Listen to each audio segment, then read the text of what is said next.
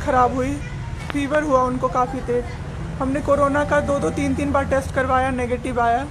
RT-PCR के लिए दिया तो वहाँ पे भागलपुर में, सर भागलपुर में थे हम लोग, वहाँ पे 1 दिन 2 दिन वेट करते करते 10 दिन तक रिपोर्ट नहीं आया। फिर हमने नोएडा के एक डॉक्टर हैं उनसे कंसल्ट किया, वीडियो कंसल्टेशन से। उन्होंने बोला कि CT चेस्ट करवाना है।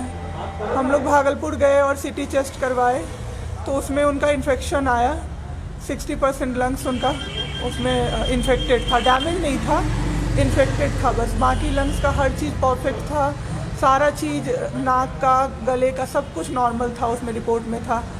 फिर हम लोग नेक्स्ट डे ग्लोकल हॉस्पिटल है भागलपुर में, ग्लोकल हॉस्पिटल लेके आए। वहाँ पे एडमिट कराया हमने ICU में। मेरी मदर की भी तबीयत ख़राब थी, मेरी मम्मी और मेरे हस्बैंड दोनों एक साथ एडमिट हुए। वहाँ पे इतनी लापरवाही हुई उनके साथ, इतनी लापरवाही हुई।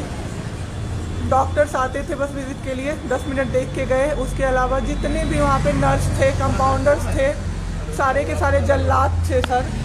कोई दवाई तक नहीं देना चाहता था पेशेंट। मेरी मदर टचवुड बेटर कंडीशन में थी थोड़ी, मेरे हस्बैंड बोल भी नहीं पा रहे थे उस समय तक। इशारे से पानी का ऐसे ऐसे बताते थे, लेकिन कोई उनको पानी नहीं पिलाता था सर। वो मुझे हार के फ़ोन करते थे कि पानी पिला दो। जब मैं अंदर जाती थी तो ये लोग हल्ला करते थे कि क्यों जा रहे हो अंदर। फिर भी मैं जाके उनको पानी पिलाती थी, जूस पिलाती थी।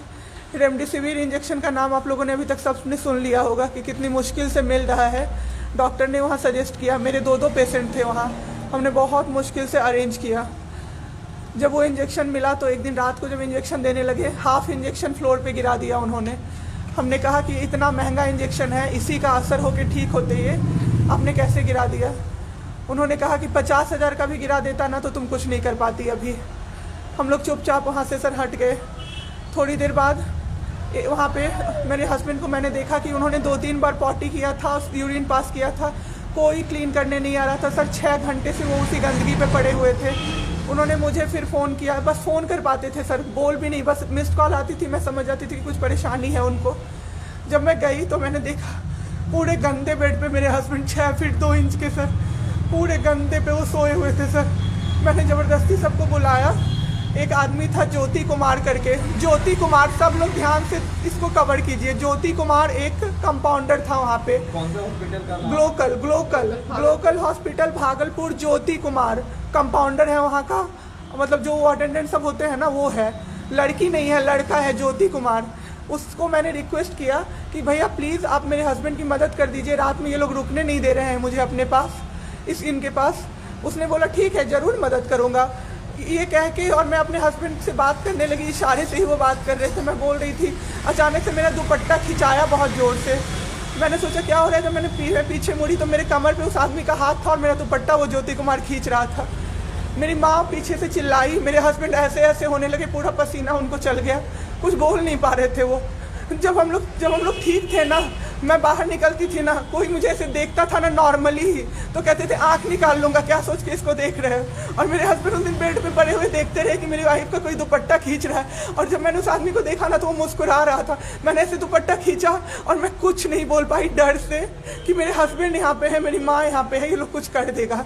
इस डर से मैं कुछ नहीं बाहर निकली। मैं बाहर निकल के मैं दम से बैठ गई। वो आदमी मेरे पास फिर आया, मुस्कुरा के बोला मैं ध्यान रखूँगा। मैंने बोला ठीक है भैया आप ध्यान रखना। मैंने कुछ नहीं बोला उसको, कुछ भी नहीं।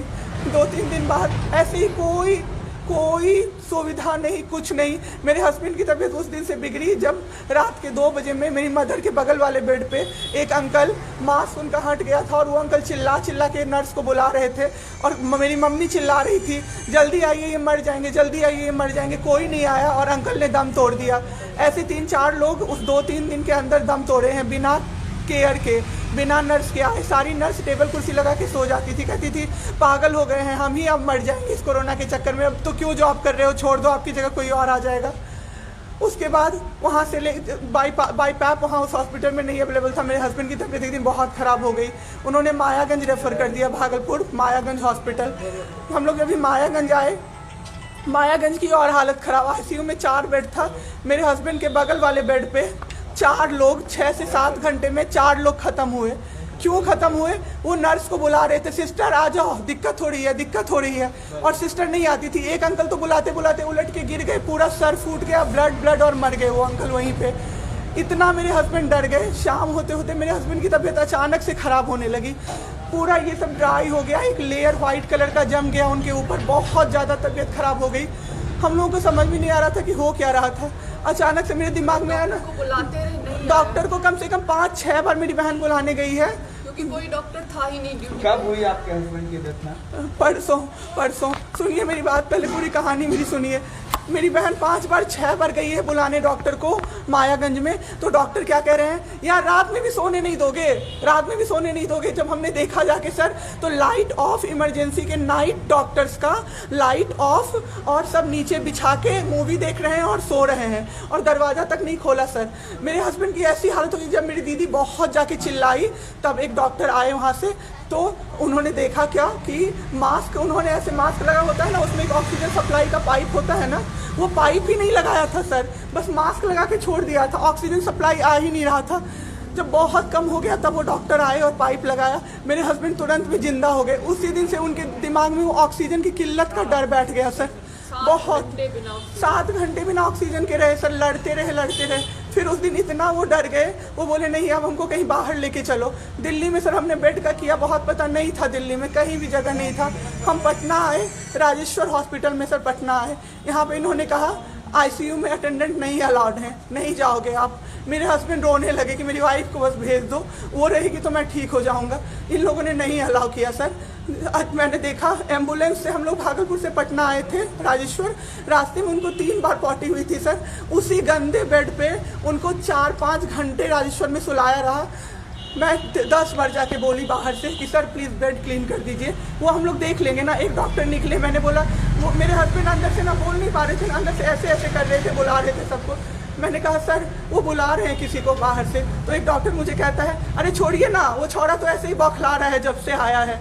मैं उस समय कुछ नहीं कर पाई सर। उसके बाद उनका ऑक्सीजन लेवल जब 37 हो गया, तब मेरे साथ मेरी दीदी थी, मेरे जीजा जी थे और मेरे जेठ थे।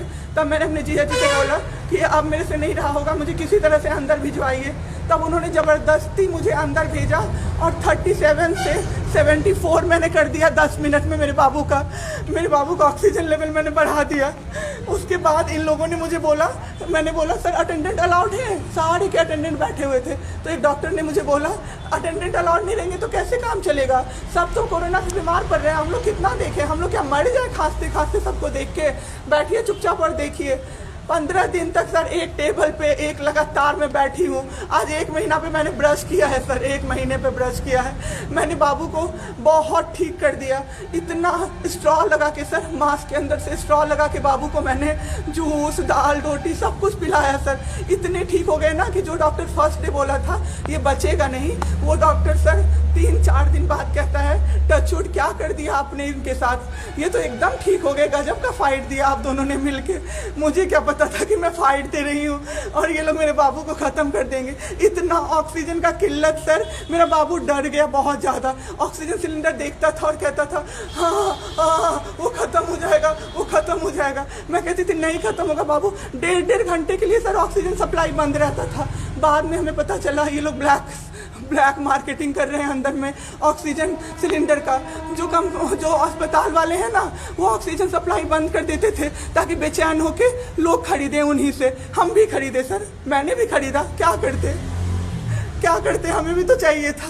परसों सर सुबह में हमारे पास एक ही सिलेंडर था, पाइपलाइन बंद हो गया। मेरे हस्बैंड को बाईपैप लगा हुआ था, उनको 2 सिलेंडर से जाना था, एक ही सिलेंडर था। सिलेंडर मांगते कहीं नहीं मिला सर, मेरे हस्बैंड ख़त्म हो गए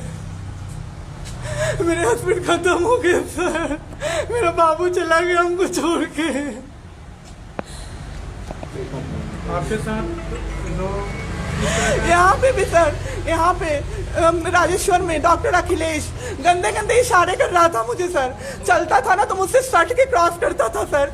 मैं इग्नोर कर देती थी कि मेरा हस्बैंड है यहाँ पे, वरना अगर बाहर होता चप्पल खोल के मैं मारती सर ऐसे इंसान को।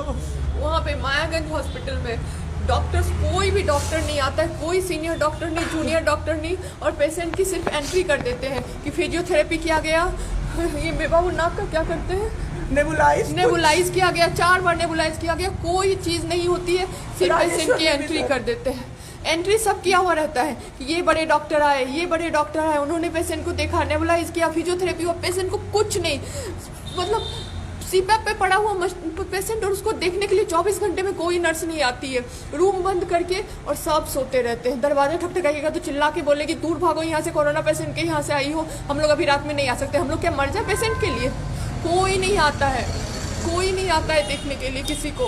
पटना ये में लोग कब से हैं मैम आप? पटना में हम लोग तो 26 तारीख को आए पटना। मैम आपके साथ जो ये सब हुआ, गलत हुआ, इसकी शिकायत आपने किसी को की है? अभी किसको करे सर? परसों तो मेरा बाबू गया है। परसों शाम अब क्या चाहती हैं सरकार से? क्या अभी सबसे पहले तो मैं चाहती हूँ कि सारे जगह ये सबसे पहले तो मुझे कोई प्लेटफॉर्म मिले जिस पे मैं ये बोल सकूँ टीवी पे जाके, ताकि लोग बचें। अब जिसके साथ जो हो नहीं हो तो सेकेंडरी है। हमारे जैसे जो लोग उसमें पड़े हैं ना, जो ये छोड़ के भूल जाते हैं कि पेशेंट का ख्याल डॉक्टर्स रखेंगे, वो जाके अपने पेशेंट का ख्याल रखें, नहीं तो सब मर जाएंगे सर, सब मर जाएंगे। एक डॉक्टर एक दिन आए राजेश्वर में, कहते हैं अरे ये बेड अभी तक नहीं खाली हुआ है, मतलब ये आदमी अभी तक नहीं मरा है।